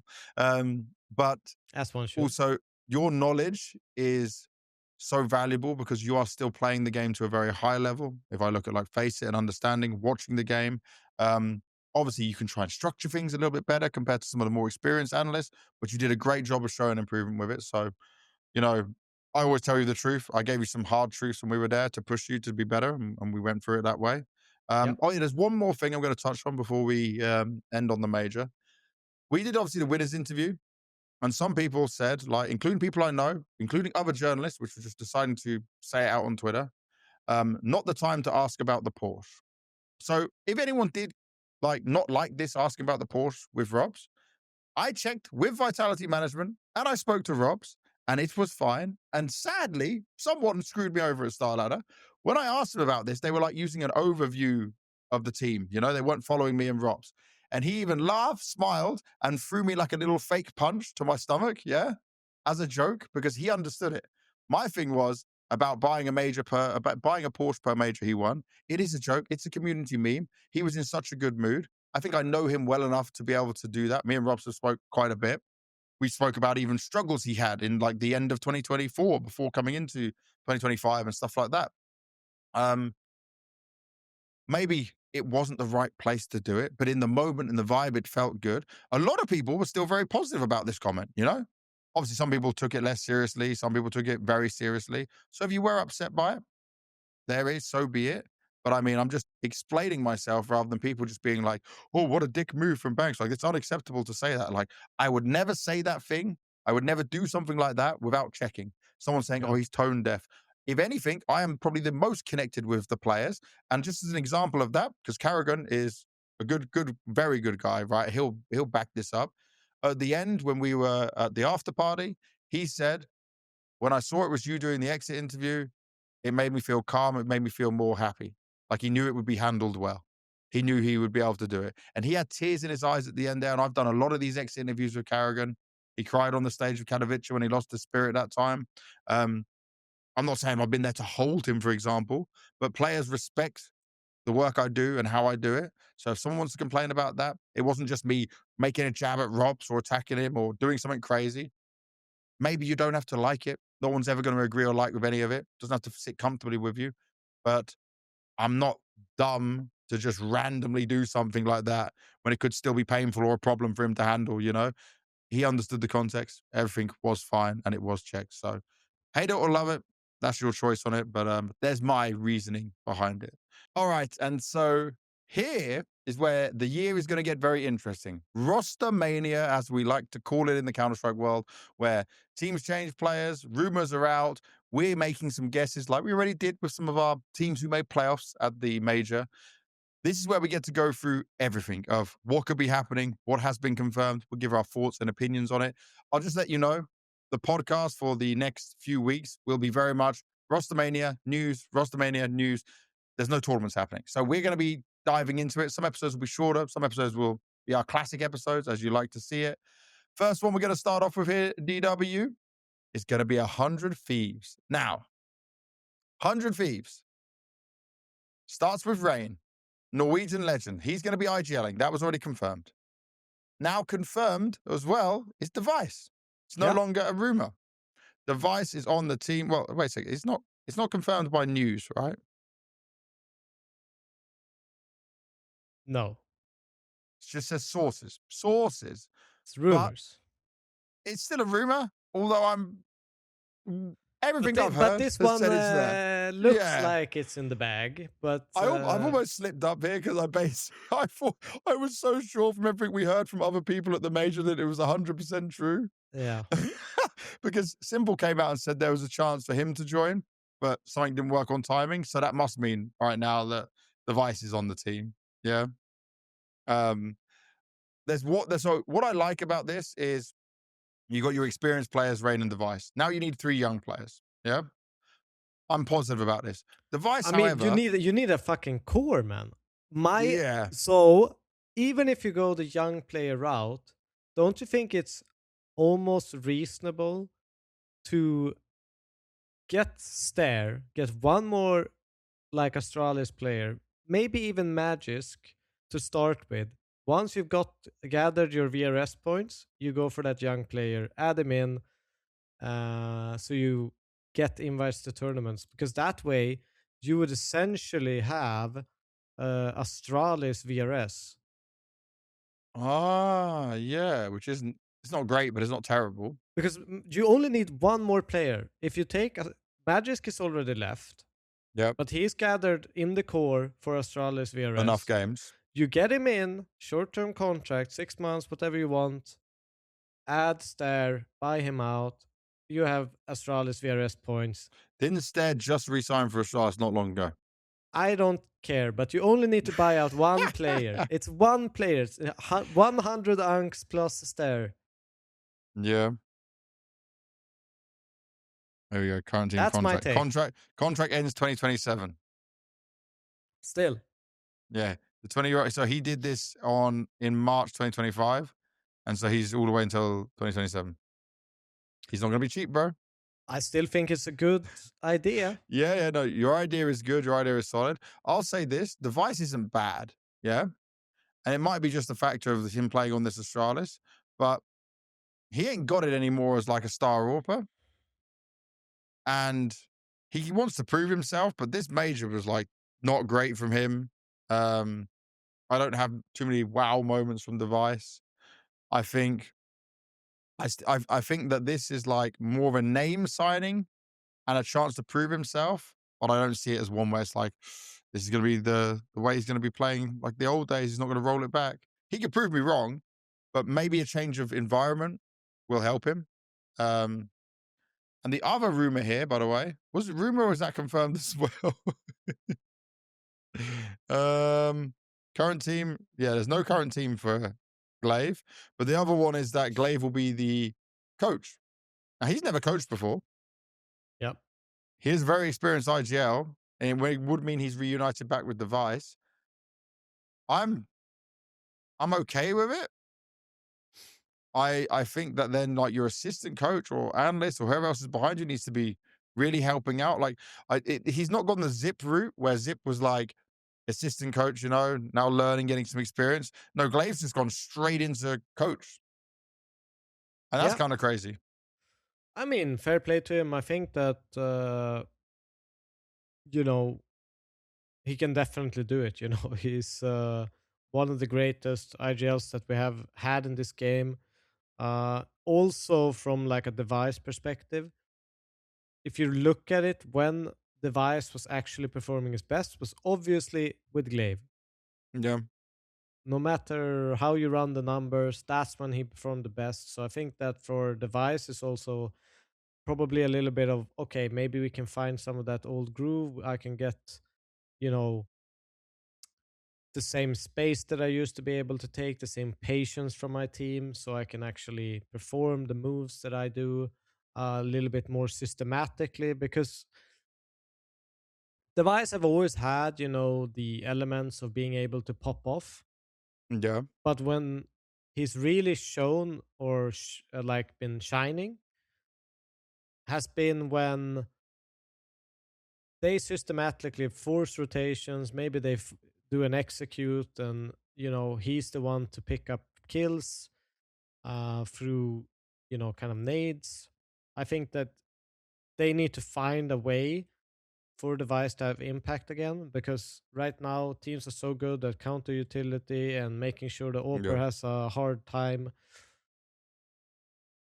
And I think Glaive could be that person. I think he could definitely find ways to utilize Device and his abilities, because he's still a good AWPer. The problem with Device has been that it's almost like he's always in the back pocket of the group and never really gets used. It's almost like he's throwing a couple of nades. You can look at Astralis this major. He was like the fourth man every time. It never really felt like he was fronting with the AWP and actually opening the map up. It felt like he was always in behind, almost left in these weird situations, like a clutcher in some sense, which he used to be great at as well. But he's not that player. He needs to activate himself a little bit more. Yeah, I didn't really think of them buying the Astralis core, which could help now, right? If they did get Device as well. So Device there, and let's just put out there Yabby, yeah? And then that gives you VRS that you want. And then you can start changing things up and bringing players in. magixx That is could free be agent if you want to go the cheaper Oh, route. he's free agent. Yeah, of course. Yeah, so I was. Or maybe, I don't know when is he still contracted to There was Falcons? news around magixx. It might have been on loan, right? He was on loan from Falcons for sure. But I don't think he's... It just says sources magic set to leave the veterans rifle will not be extended as stand. So he's still a stand-in, so he'll still be on Falcons, right? Yeah, probably. But either way, if they're going to go this route, buy him out from Falcons. Probably not going to be that expensive. You'd Or you hope. just loan him. Loan him from Falcons. That's fine. Yeah. But yeah, that's a good way of doing it. Obviously, they were rumored to try and take the GamerLegion core. If PR gets brought back to Mouz, that won't happen. And obviously, ZTRs wasn't going to be an option for them anyway. So then would you want Towson, Hypex, and who else do you get then? You're not getting Hypex, you're getting... No, but I mean, if you want the 3, yeah, like the 3, if they want a 3 from GamerLegion, they would have to take an AWP or an IGL because PR can't go. I mean, you would take... Well, yeah, you had to take Towson, Res, and Hypex. Yeah, you see? See? But then that idea It's gone. kind of sucks then. Yeah, see? So they also said they would look at, that team FUT, the old NAVI Junior? Yep. They are currently 20th on the Valve ranking. There were people interested in them. You could take like Demon, Krabeni, maybe Dezigas, or however you say his name, the Lithuanian player. So like there's all options in there. Obviously, they now have to get a core. So like they're not going to get JL, for example. They're not going to pick up someone like that. They need a core to be able to go into next year in a good position. And 100 Thieves, by the way, for people who don't know, is a big American organization in other games. They are at the top in a lot of other games or fighting at the top. There's a lot of money in there. Dope clothing line. So, it's going to be hard for them, but they should have the ability and money to do it. And that brings us to Astralis right from there, because Astralis would be left with, let's see this. So magixx doesn't get re-signed. You lose device. You only got HooXi, Yabi, Stare. And if Astralis want to continue, you need to get 2 other players. I've heard they were maybe looking at just going English international. I can't say that's a confirmed rumor, or I can't say, I heard it just through the grapevine of people. It's bad for Danish Counter-Strike, which continues to fall down. But is Danish Counter-Strike that bad you can't find 2 other young players to wear the Astralis tag and, go through all of that? But essentially, they have to keep HooXi, Yabi, and Stare. Yes, they could not lose any of those 3 in order to still be their 14th in the world ranking. I mean, considering... Yeah, I don't know. It's so rough, right? So rough and very tough. Someone's going to lose here. And obviously, it was just this whole payment thing that came out during the major, right? That they didn't get paid in time. It was 1 month off or whatever, but there was also a lot of drama in the team. HooXi spoke to me about that. Things were not looking so good. And obviously a lot of uncertainty with device going, magixx then not going back. It's a lot of, there's not much time off for this team in their mind or what they're doing for next year. There's a lot up in the air, and it depends if the Astralis org wants to try and sell players and make money and then restart, or how they want to do it. But out of 100 Thieves Astralis, someone's going to lose here. Someone's going to lose in some way. Yeah. It's not comfortable. I just don't know what other day. Do you go to Ecstatic? They're still Danish core, right? A-core, not exactly a young talent, but he is an AWPer. I mean, not with someone people spoke about. I mean, I think they're not even considering this like an option. I mean, if they're going international route, we might as well scrap the whole Danish. Yeah, but it's sad for the Danish scene, man. It's sad. But it's sad for many scenes. Swedish scene international is the way forward. In scrambles. Yeah, you literally just got eyeballers, right? You're looking at a team with potential. Yeah. Rolling back the years. All right, we'll have to keep an eye on Astralis that side. GamerLegion, I'm just sad for GamerLegion, man. Just another Swedish player that's been kicked to the curb. JL Astralis. I don't have a problem with ZTR going. I feel like his highs with Metasport were great, but he never really got going. And obviously people might want to be nicer to him because there were so many roster changes, but he had enough time to try and perform, and he had Ash helping him. And Ash has made some good IGLs perform better. Shuhei, for example, you know. But to So be fair to him, he Mhm. was probably the only one performing in the game that I watched at least the overpass against Paravision when they got knocked out. But do you Um, care that your IGL's performing? I mean, I think that it was the other players that were disappointing in this major and not necessarily the in-game leader. Okay. But I mean, it's still going to be an IGL problem when you've had some lackluster T sides, you've had some struggles on maps, you know, like you've had a lot of time, a lot of events this year, and they had a peak where we were very high on them, and then they had a lot of drop off. Yeah. And then also to add to this, problems for GamerLegion, Ash is now out of the running for the moment. He's taking some time to break it off. Do you know what I Yeah. feel so sorry for Ash? Yeah. Like, you can't ever look at it this way, but Ash proved himself as a very capable coach of raising up players, finding new talent with his analyst. He always was crediting his analyst. He never just took it all himself. Very well spoken, understood the game. He had to rebuild so many times and did it successfully, I would say 2 to 3 times, depending on how you look at it, yeah? And had good runs at majors. Now, obviously, the highest was Paris, but still, you made runs with less money, less resources, less opportunity to many other teams, especially teams you're fighting up against. And I'm not surprised he got burnout, you know? I'm not surprised by that at all. He needs a break after all of this. He said, I need a break to clear my head and work on myself, then I'll be back, Ash said. Yeah? I I've mean, really struggled. he's the coach that I've seen have the most amount of stacks of paper for a match that I've ever played against. Even when I was in BNE and we had the fight for the legend spot Yeah. for Paris, the amount of papers he had, and I'll be honest, I did not have even a tenth of the amount that he did in terms of papers for prep. Maybe I also think that it was maybe too much against a team like BNE, who is a Bit little random bit at times. erratic at times, Yeah, where yeah. you might fall in a trap in terms of prep. But Especially going up against he's you. definitely a hard worker. That could be seen from every event Yeah.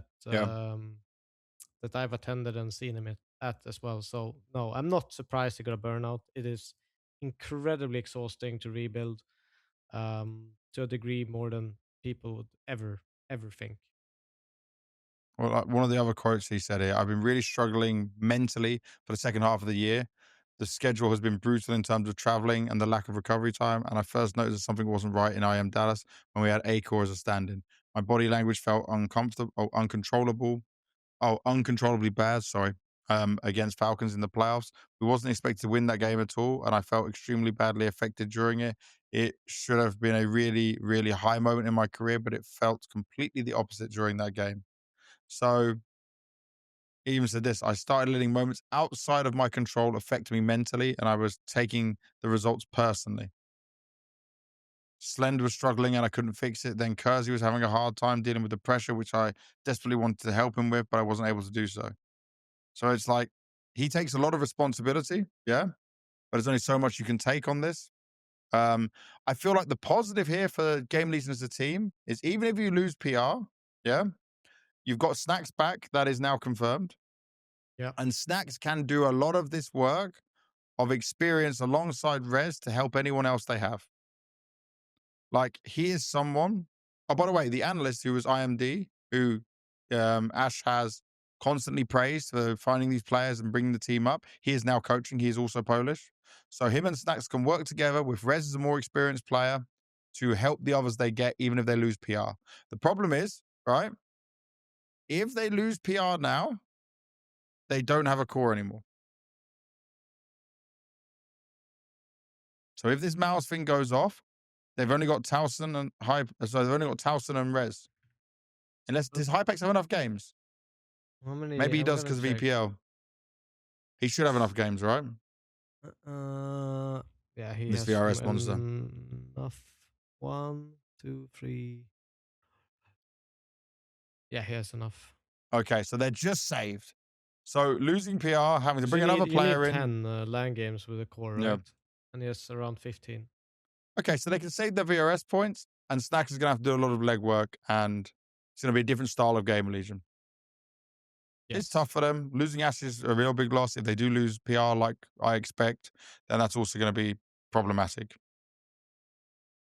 I hope that Ash can get himself back up to standard and up feeling good again, because I would hate to lose him as a coach in the server. I feel like the community is overly horrible on him. BanKs is doing a Devilwalk in the document. I just saw it. Oh, I highlighted. I highlighted for you.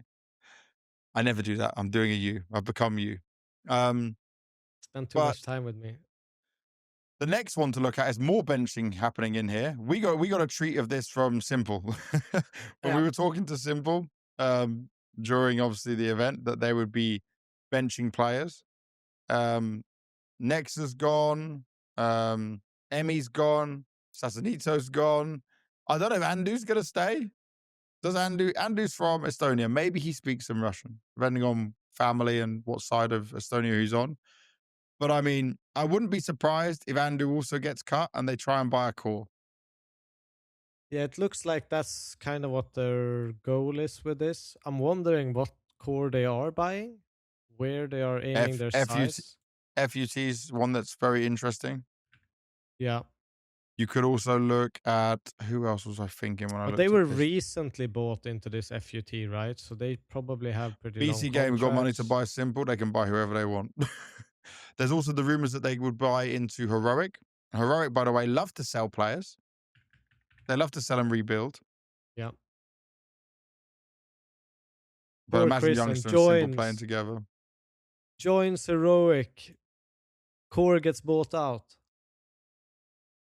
Or lose all VRS, has to start from the beginning. Yeah. Who would they take? They would take Youngster, Nilo, and Xfloud if they did. Yeah. I think the FUT one would make more sense with 2 Ukrainians. Yeah. And then they have one other person who can speak Russian.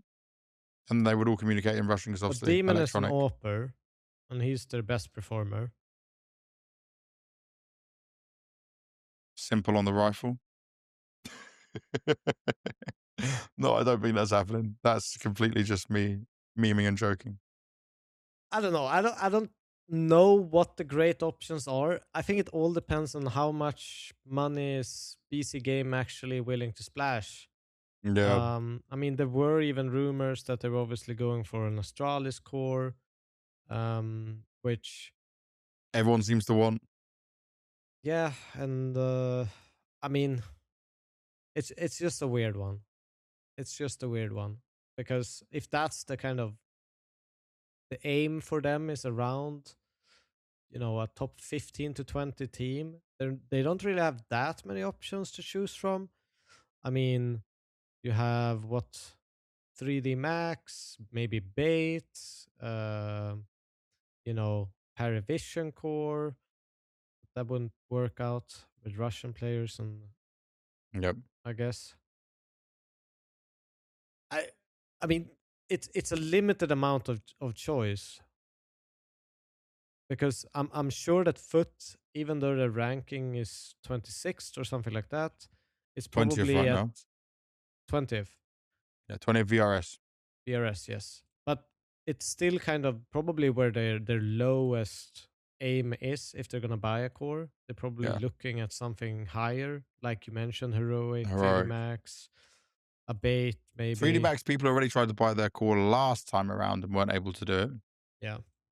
So that seems to be something that's not quite on the cards as people think, I would say. But we'll keep an eye on it. I just think Andu's probably looking at this now. I'm thinking, cool, I'm going to be gone soon as well. I felt like it was really rough, by the way. Like, let me just check the dates on this. So the 13th was the Saturday. Nexa gets removed from BC Game. Then Donna, his fiance, is interviewing Simple, while he's basically mentioning it, it's like, oh my God, Sash, please chill, bro, chill. There's too much. It's way too much. That's rough. That's real rough. But Simple has great expectations, right? And if he couldn't go to 100 Thieves, like what he was at least said, yeah, Yeah. then he needs a call to be back up there. He can't sit in this level of play for this long.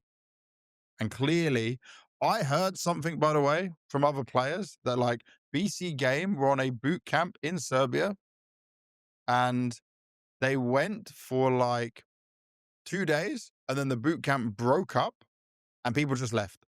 So from that point, it was over. Like something didn't work. They didn't click when they got on this boot camp. They didn't agree on things and that's it. GG. So whoever manages or coaches this BC Game, do they even have a coach? They had Emmy. Oh yeah. So yeah, like you need to be ready to deal with all of that. Like there has to be a strong hand. I mean, I know that Emmy is he's a stubborn man. I've coached him myself. That doesn't work for Simple. No, You could probably go not. coach this team. Oh, do you want me to? Wait. If they go and buy, yeah, either the What are you heroic, planning? stop it. If they buy the heroic or FUT core and they offered you to coach, would you do it? The heroic or FUT core Yeah. And you got to deal with Simple and electronic. in another language. No, but you've already done this. So it doesn't matter. Because if they buy the heroic core, it's going to be English. Okay. If they buy the FUT core, from what you said, if they don't take Demon, it's going to be English as well.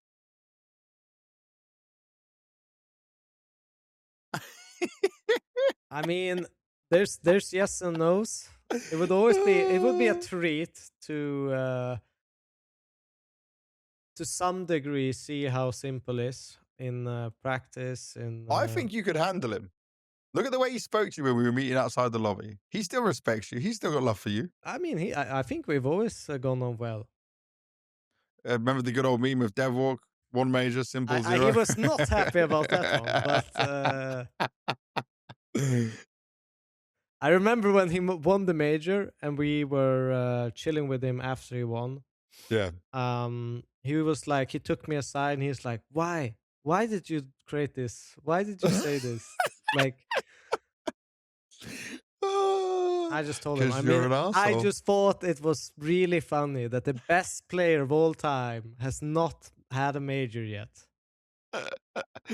Oh. What? So, did you tweet this out, or did you say it on an interview the first time? Like, how was it? No. It was not a public thing at all. It was essentially. So, let's see. What I think it was when we played in No Chance, Yeah. and essentially, I think it was 2019, maybe something like that. Mm-hmm. And we were playing a Ukrainian team. I can't remember which, but they were definitely Ukrainian. So I, in my trolley mood, just changed my name to Devilwalk 1 Major Simple Zero as I joined the server. It was an official game. Obviously, Scorebot on HLTV picks this up. People screenshot it, make forum posts, and it just. I There's even even a guy had with a HLTV HLTV. profile. It was even like HLTV writers wrote me like, "Ha ha ha, that's hilarious." Oh, So that's dear. how it started, and then it just became like a meme. You are the creator of a really iconic meme that now gets used for other players and other people. Do you understand that? Like, Yeah, this is now, I've seen a Nico, Zero Majors, Devilwalk 1. Like, you are that person. yeah, self-created meme. Oh, man. We could use this for so many things as well. This is brilliant. All right, that's enough BC game talk. But yeah, I'd like to see if let's see if we can get you an offer. BC game, hit me up. I am officially representing Devwalk on this case. I will only take $1 million for the service of getting him Oof, sorted. more than I will do doing the job. What do you mean? I'm going to negotiate that contract for you. You'll be Okay. fine. You'll be fine. Retirement home. No, that's clearly not what they're aiming to be. From here, we can go to M80. M80 did well at the major. Yeah. 9th to 11th. Showed up good in stage 1. Could have made it through to stage 3, but the losses against Imperial and Passion were rough. I liked Hext on this team. He had a short stint there. How long was Hext on this team? For like 6 months? 5 months maybe. Okay, so 5 months he's on this team. I didn't expect this change, but I understand why they made it. If you now, Jaber's not on Wildcard, the worst organization in Counter Strike. Hopefully not in Counter Strike anymore. Please do leave Wildcard. You've made fumble after fumble here. I will be the biggest Wildcard. Wait, if I search Wildcard now, there's no. Oh, there's still a Wildcard. Okay, they still exist in some way. That's sad. But Jaber or JBA or whatever he wants to be called is a very good player. He got to learn a lot under Stanislaw. Stanislaw, by the way, deserves so much credit for nurturing, raising up, and helping this kid grow. From when I met them in Shanghai and how he was improving map to map and learning and grinding, moved to Europe as a young American kid. Like, this is great that he gets to be on a team like M80 with some good players around him. They are still a young team. Yeah, 24 average age in here. Sin's still a young in-game leader at 23. Like, I think this is only a positive move for M80. Even if I liked Hex, like I see this as good. I think, obviously Hext was in the anchor roles. He was playing a lot. He is a more of an X Factor player, needs more space to kind of maneuver around. Maybe that is kind of what led to them losing in the end, even though it brought them success. Mm-hmm. Um, but I like this M80 squad. I really do. I chatted with them at the major. They looked great. Love their kind of atmosphere, the vibe within the team. They're joking around and they're just enjoying the game, and that's kind of what you want from a team if you're inside the team or looking from an outside, that they are really savoring this moment, whatever it is. And as you say, they played great Counter Strike. They looked really, really good. And to me, it was almost a shock that they didn't make it. Yep. Especially considering they could have made it with beating either Imperial or Passion. I think Passion was just one of those, just because Passions have been, or Complexity has been the gatekeepers of NA to some degree. And still are. Yeah. Um, and Imperial one was obviously really, really close. 2 13-11 losses on the maps Yep. that they lost. But overall, great major from them. I'm a little Mm-hmm. bit shocked they make this change. But at the same time, I think I think Sin it's one and you have to. Slacks is If kind of they, untouchable. Lake untouchable. Swisher's done great. So to that degree, it makes sense. But I'm also a little bit sad that they didn't just keep on going to some degree with Hext, but you because know they were why? on the I right path. say I don't agree with you on that last point because if you're M80 and you want to take this North American talent, when he's up for grabs, you take it I get it. because they need to be able to have this if some other American team wants to take him at any point. I would also say for a Liquid, they might have fumbled this if you did want to go back to North America in any way to have a North American core. That would have been Naf, Elige, and Jaber, put you back in the Americas. Makes things very easier for you, Yeah. compared to the shambles that Liquid's in. That's another team, by the way. I don't know what we're waiting for yet, but there probably should be some changes on that team. We'll have to wait and see. All right, next we've got Pain. Now, Pain, for me, this is 100% needed. Now, some people will say, what the hell? Like, why would you say that? Like, this is overall a pretty good team. The drop off of this team was massive. Either DGT performed well or Davideus performed well. Big Zera changing roles for the whole year. Snow now getting more space. NQZ, we had him on the podcast for the All About NQZ during Austin Major. Dealing with the mental ups and downs he had to go through, finding his own personal psychologist to help him. You keep this Brazilian core, which you should do. Can they You just remove. merge with MIBR? Can they just put these two Oh, you're teams dreaming. I'm together? dreaming. By the way, I would love to see this, but the buyout problem we spoke about before, the crazy money. Like for me, Payne plus Insani win. But it is such like Brazil is its own worst enemy in contracts and problems and buyouts and awful situations that it's actually hurting its own scene. Yeah. And Davideus, he's coming from Chile. DGT was from, let me get this right so I don't, Uruguay. And they didn't have like, so some fans messaged me and said, oh, their Brazilian was fine, their Portuguese was fine. Yeah. But actually, what I'd heard internally is that sometimes they were not so fast on reacting to things. Sometimes they were not able to be on the same page as the rest of the team. They were not able to make the moves the team wanted to. And if you're moving fast paced in the way that Big Zera calls Counter-Strike, and remember, Big Zera is here for the long haul. He did a huge contract extension not so long ago, right? If I look at Big Zera's contract on Pain, do they have it listed? No, they don't. But he signed for a long time. He had an extension. Snow didn't perform the best considering he has like more star roles, but he's definitely one to look at. He needs to get comfortable with this again.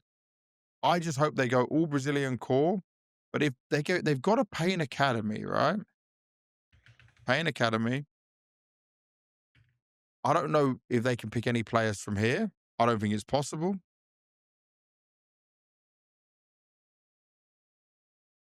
Oh, checking I the don't know. stats. It has to be MIBR. You because MIBR is a shit show It's as the well right now. only thing that makes sense. Yeah, I know, but like, look at this: Kicker and Klim. Like Klim's not it, by the way. From the eye Can't test, they just merge and change their name to Pain Made in Brazil? Pain's a very big organization, by the way. Very big organization. Yeah, but MIBR is as well. I would actually argue that Pain might be bigger in other games than MIBR is. Yeah, Just but to put that out there. Pain Made in Brazil. That's all I'm saying. Brazil is made in Pain. That is what we can do. I mean, just from all these contracts and stuff, you know. The solutions for Pain are going to be tough. But this needs to be a move that now makes them move forward, not backwards, because it's been a constant drop off since looking at Austin, where they made semifinals, which was a huge result for them. And like, even getting to like, they were started in stage 3. They won one game against 3D Max, a best of 1.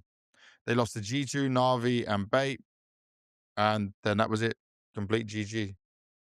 And I never really had faith in them either. Like, it felt like remember, there I'm was just a time waiting for them to crumble instead of, them being this really exciting team to watch. Yep. There was a moment where we were very high on Pain. Yeah. Especially after speaking to NQZ. And then we saw this fallout and drop off, and it just spiraled. And there's only so much moving around that Big Zera can do, because he was the one still performing great. Yeah. Even though he's changing roles, even when he's moving positions, you know? So I don't know. I will say that if they can get any MIBR player, someone spend big on Insani and then take someone cheap. Take someone for the Academy League even. I don't care. Just try and make this work. But we'll wait and see what they can get. What I do love and respect from Pain, by the way, they tweeted this out on the 9th of December, just a few days after their last game. Yeah. 3 days after their last game, boom, information out there. It also gives, I respect it. I mean, for people who might look at this and be like, oh, Pain are so cold. Like, how can they do this so early Business, on? baby. No, but it's actually an advantage for players as well. That this is out there as early as possible. It gives them the opportunity to plan for next season, have meetings, be able to find a team, find solutions for buyouts, etc. So for them to make a snappy decision like this, go for it, it actually benefits the players as well. Just wanted to put that out there because it, out of context, I didn't look at it like that. Really cold. Oh yeah, I didn't look at it like that. That's a very good point. Very, very good point. All right, let's also then go from here on Pain. Rare Atom. No, here we go. Ecstatic placed entire roster on transfer list. Where were they to do that, right? Ecstatic. 35th in the VRS. It's not hugely like wow, but they can be No, bought if but someone they wants had it. like second place in Draculan. They had Galaxy Battle 2025 second place. Uh, couple of couple of decent results. They were obviously in that major running at the end in Hmm. Philadelphia. They lost to Nine, who obviously lost to Fnatic in the final for the major spot. So they Yeah. were still in the running. They were in the top 4 of the running for the last spot at the major. Then you've also got Nine with Rouse and Berry. FaZe's come back from wildcard. He's finally back on the team he wanted to play on. They've obviously dropped down so much on VRS to 40th in the world right now compared to where they were before. And they bring in Beanox, who, not a young player. This roster's 24 average age. And you've got FaZe, who 23, Cjot is 18, so he's bringing the average down. It's not like a massive focus team right now, but one that's trying to jump up. The one move I do love, by the way, is Ninjas in Pajamas. Benching you Yeah. jerks, I'm completely down for. Who was the rumor? There was someone that was rumored to go there that I actually I thought was a big move. I mean, What was the Madden nip is rumor? standing in for them. Which is great, but I Yeah. heard a rumor of who they were trying to get. Oh, I wasn't ready for this. I'm just gonna, I don't know, sugarcoat Madden. I think he's an excellent player. I think people sometimes in CS, they see a player play one role and they think that that's the entire, toolbox they have. When Madden came up in the scene, he was a fucking entry fragger. He was a playmaker. He was the secondary op. He Yeah. was calling openers. He was organizing in game. I was his coach, and I absolutely loved him. He was a great player, great teammate, and an incredibly hard worker. I think that he can come back to that form. People, look at some people's careers and think they are over. Yes, he's 27. Yes, might be not the youngest of prospects anymore, but I still think he's got Hmm. it in him, and maybe he will be under consideration for NIP if he does good in this. I think 2 events that he's joining them for. And he is back with Snappy, who also praises him in a similar way to you do. Yeah, Snappy's always been very positive whenever we speak to him about incredibly easy player to Madden. have. Yeah. He goes back with my second hand for an event or two, which is it's interesting. I can't remember who I was supposed to hear that was replacing Ujax, but maybe that fell through, and that's why we end up with a standing situation. What else is there? That's it now. That's it. That's all. This is not as so important. So, teams attending Blast Bounty is our last thing to talk about in news. It's not so much a roster change, but look at. By the way, so this Blast Bounty roster is Furia, Falcons, Vitality, Aurora, Spirit, Liquid FaZe, Paravision, GamerLegion, NAVI, Gentlemates, Astralis, Heroic, 3D Max, Pain, Fut, OG, Monty, Nine, Ents, Eyeballers, Inner Circle, Bet Boom, Fnatic, M80, Sinners, Passion, Hotu, Nip, VP, NRG, and Imperial. Eyeballers made it in because so many teams even declined and they didn't think they were going to get in. I actually DM'd Pitter and said maybe some teams will decline and you'll get a chance to come in. Remember, the first part of this event is played online. And then the top 8 teams go to the finals played in Malta. Teams that skipped this, by the way, Mouz, MongolZ, G2, Legacy, Bait, Saw, FlyQuest, Linvision, MIBR, Tidal, Fluxo. The lower ranked teams probably didn't skip because it was online, but because of other reasons. The higher ranked teams just don't want to have a chance of wasting any points in there, especially if Mouz are making changes. MongolZ not sure about their roster right now. I mean, it almost to me looks like, I mean, unless you're maybe a legacy who wants to have a little bit more of a vacation before they start, their traveling grind. I think if you're Mongols bait or Mongols legacy, you have more of an understanding, maybe Lin Vision as well to some degree. But the rest of the teams, it almost looks like they are declining because they are making roster changes. Mm-hmm. Yeah, That's what exactly. I'm reading into it. Going through it. It's obviously not 100%, but that's kind of the vibe I'm getting because it's online to start with. Yeah. Why wouldn't you? Don't take the risk there. I mean, understandably from Legacy, they don't want to fly to Europe, start grinding on a boot camp already to play a couple of online games. They'd rather do the sure thing and go to LAN instantly. Um, no, but for real. But Mouz is looking sneaky. Definitely. Definitely. All right, now it's Q&A time. We've got just 2 questions in. Remember, if you are watching at this point of the podcast, send your questions in via the Discord. There's always a link down in the description. We take all and any questions you have in the Discord, and we will answer them live on the show. See You if can we read the have. first one if you want, Devilwalk. Okay. From Cloudy. BanKs. Where do you get the pins that you have on the suit sometimes? And I even asked this on the major. Yeah. The suit pins, all the Counter-Strike ones come from Perfect World. Perfect World is very different in the sense that, like, Valve is Valve, but in China, Valve must partner with a Chinese company to have the game out there. Perfect World is that company, so they get the rights to make everything, all the cool merch, some of the stuff you see behind me.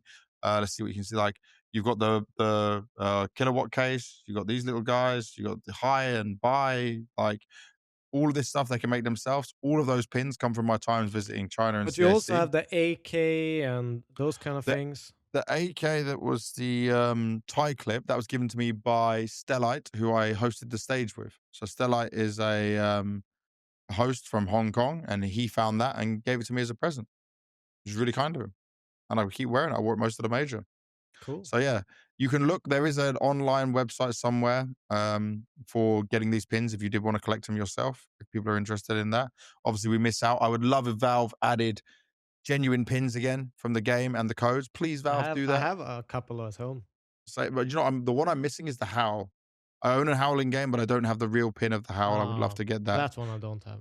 No, that's a rare one. But if anyone had that and they want to sell it to me, drop in my DMs, drop in the Discord. But yeah, the pins mostly all come from there. Some of the other ones you see me wearing, like I wore RuneScape party hat ones that match the color of the tie or the pocket square I have, all that kind of stuff. The other question is from Scorga. Only person to watch the podcast live. We snuck him into one of the media day sessions. It says, firstly, congratulations to both of you. Awesome to meet you again, BanKs and Devilwalk. Pleasure to meet you for the first time. You both did an amazing job. My question is that with the All About Counter-Strike podcast officially being part of the major, will you guys begin coordinating your dress code to match each other?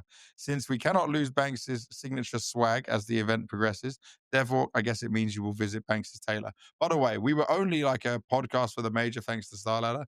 I don't know if any other organizers would take us up on it. Probably if it's Blast or ESL, Blast would go with maybe Scrawny and Launders, and then ESL probably would go with Moses and Sponge. But like, if anyone did ever want to do it, we would happily do it. It was a lot of effort. It was a lot of time. It was, imagine finishing a broadcast day, you're completely dead, and then you want to do an hour, 2 hour show. It was a lot. It was not easy. I'm happy and I'm proud of what we did, but it was very draining. Sometimes maybe too much for what we should be doing at a major. But if anyone did want it, we could definitely work it out.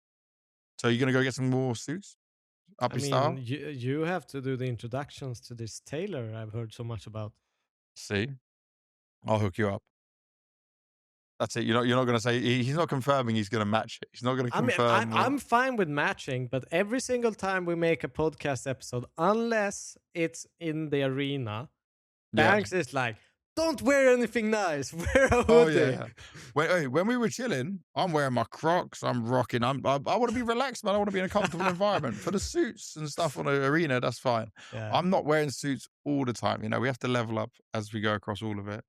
But we are done with another episode, Devil. Closing thoughts? Anything you want to say? I mean, thank you everyone that has been watching, subbing. It's been incredible to watch your comments on the videos and the contents that we produced during the major. It's incredible. I mean, 1 year ago we started this, or in the beginning of January this year we Yeah. started this, and I could not, for the world of me, believe that it would grow this big so fast. And it's all thanks to you. So huge shout out to you guys. I just echo that more. We are, as of the 18th of December, we're at 1.5 million views across our videos. We've only on episode 44 as of right now. We've had some specials in there as well. We've had amazing guests. I want to up that more and do more. It's honestly just crazy how much you guys seem to enjoy it. I appreciate it. We just love what we're doing. So we started this a year ago. We're going to keep going. We're not going to stop. We'll see where the next year takes us. We're still doing it with no sponsors or no backing because we want to keep it as raw and organic as possible. So for all the new people subbing, please keep watching. Please comment any feedback and thoughts as well. We're always down and we're open for discussion. Join the Discord. We'll still be able to pump out another episode before the end of the year. I'm pretty damn sure with all the roster moves around Devil's crazy schedule because I'm chilling at home. I'm relaxing. I'm streaming, relaxing, I enjoying have myself. Christmas schedule. Counter-Strike is forever. Family is temporary. And on that note, Heartless this Brits. is the end of the All About Counter-Strike podcast, episode 44. Thank you for watching. Don't forget to like, subscribe, and do drop the comments. We'll see you on the next episode. More roster moves, more craziness. We'll see what 2026 holds for the rest of Counter-Strike. But no matter what, we will be there because Counter-Strike is forever, and so is BanKs and Devilwalk.